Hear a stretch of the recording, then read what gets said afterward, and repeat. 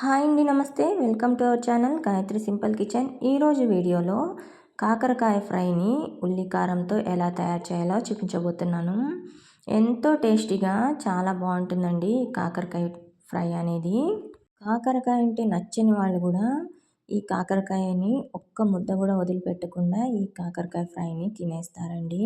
అంత బాగుంటుంది ఈ కాకరకాయ ఉల్లి కారం అనేది. మనకి తప్పకుండా ఈ రెసిపీని ట్రై చేయండి.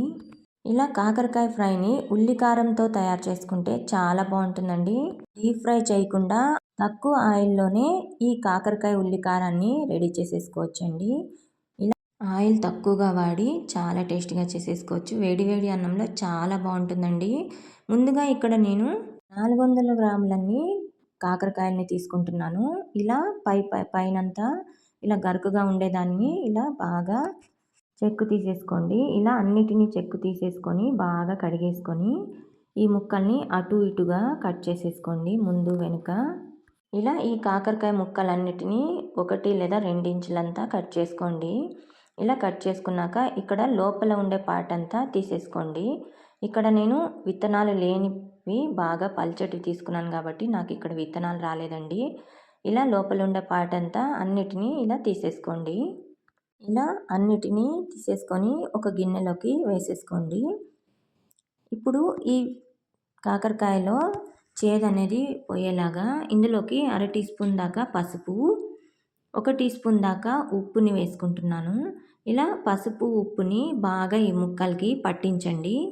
ఇలా లోపల దాకా పట్టించుకొని ఒక 2 నిమిషాలు ఇలా కలిపేయండి. గట్టిగా ప్రెస్ చేస్తూ కాకుండా పైన ఇలా కలపాలి. ఇలా కలిపేసుకొని ఉప్పు పసుపు పట్టేలాగా ఒక అరగంట దాకా మూత పెట్టుకొని పక్కన పెట్టేసుకోండి.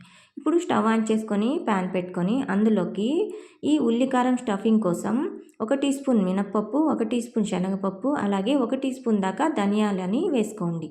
వీటన్నిటిని ఇలా కొద్దిగా కలిపేసుకొని ఒక 2 టేబుల్ స్పూన్ దాకా ఆయిల్ని వేసుకోండి. ఇలా ఆయిల్ వేసుకొని వేయించుకోవడం వల్ల మనకి ఈ రుచి అనేది చాలా బాగుంటుంది. ఇలా కొద్దిగా రంగు మారేంత వరకు వేయించుకొని ఒక ప్లేట్లోకి తీసుకొని పక్కన పెట్టేసుకోండి.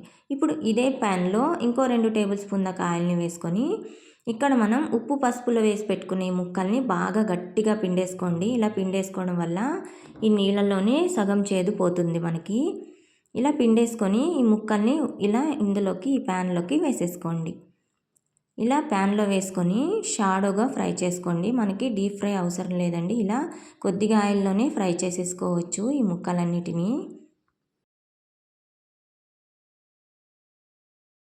ఇలా ముక్కలన్నిటినీ బాగా పిండేసుకొని గట్టిగా ఇలా ఇందులోకి వేసేసుకొని ఈ వాటర్ని పారబోసేసుకోండి.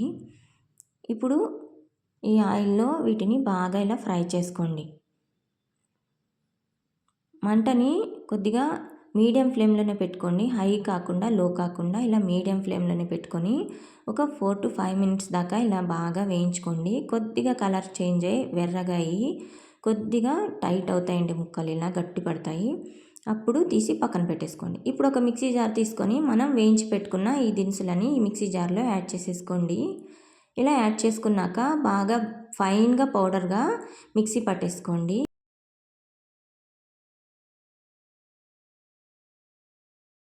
ఇదిగోండి, ఇలా వీడియోలో చూపిస్తున్నట్టుగా బాగా ఫైన్గా ఇలా పౌడర్ లాగా మిక్సీ పట్టుకోండి. ఇందులోకి బాగా పెద్ద సైజు 2 ఉల్లిపాయ ముక్కల్ని ఇలా లావుగా కట్ చేసుకొని 1 కప్పు దాకా యాడ్ చేసుకుంటున్నాను. ఇందులోకి 2 టేబుల్ స్పూన్ దాకా కారాన్ని యాడ్ చేసుకోండి.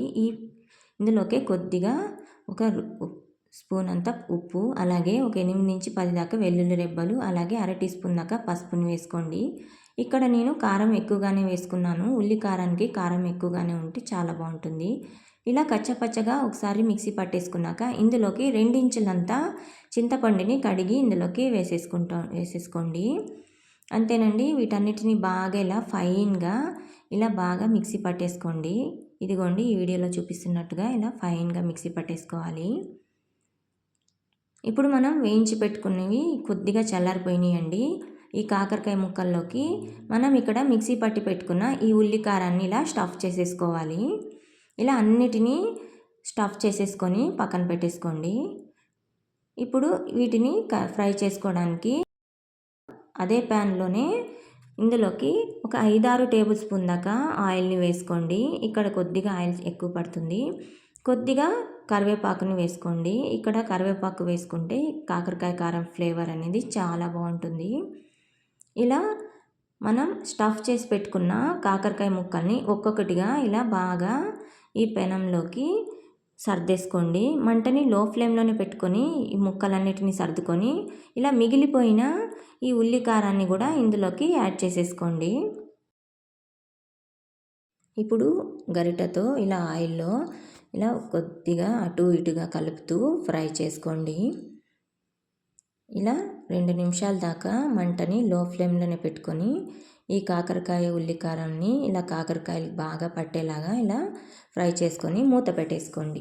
ఇలా మూత పెట్టుకొని ఒక 4-5 నిమిషాల దాకా బాగా మగ్గించుకోండి. ఇప్పుడు 4-5 నిమిషాల తర్వాత ఈ ఉల్లికారం అనేది కొద్దిగా ఎర్రగా ఫ్రై అయిపోయిందండి. ఇలా ఫ్రై అయిపోయాక ఇందులోకి 1 టీ స్పూన్ దాకా బెల్లం తురుముని వేసుకోండి. ఇలా బెల్లం తురుముని వేసుకోవడం వల్ల ఒగరు అనేది ఉండదండి.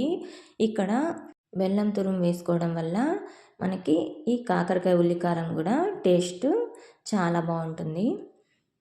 ఇలా ఫ్రై చేసేసుకున్నాక బెల్లం వేసుకున్నాక ఇంకొక నిమిషం మూత పెట్టేసి ఇలా 1 నిమిషం తర్వాత చూడండి, ఇక్కడ వీడియోలో చూపిస్తున్నట్టుగా పొడి పొడిలాడుతూ బాగా ఇలా ఈ ఉల్లికారం అనేది ఫ్రై అయిపోయింది ఆయిల్లో.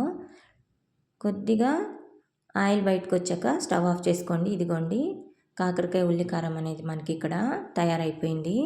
ఇక్కడ నేను ఒక సర్వింగ్ ప్లేట్లోకి సర్వ్ చేసేసుకుంటున్నాను. అంతేనండి, ఈజీ మెథడ్లో అలాగే సింపుల్గా ఎలాంటి డీప్ ఫ్రై అవసరం లేకుండా ఇలా కొద్దిగా ఆయిల్తోనే ఇలా ఉల్లికారాన్ని రెడీ చేసేసుకోవచ్చు. వేడి వేడి అన్నంలో కొద్దిగా నెయ్యి వేసుకొని ఈ కాకరకాయని ఇలా పెట్టుకొని తింటే చాలా బాగుంటుందండి. ఒక్క ముద్ద కూడా వదిలిపెట్టరు, తినే కొద్దీ తినాలనిపిస్తుంది. Thank you for watching. Please like, share, subscribe చేసుకోండి.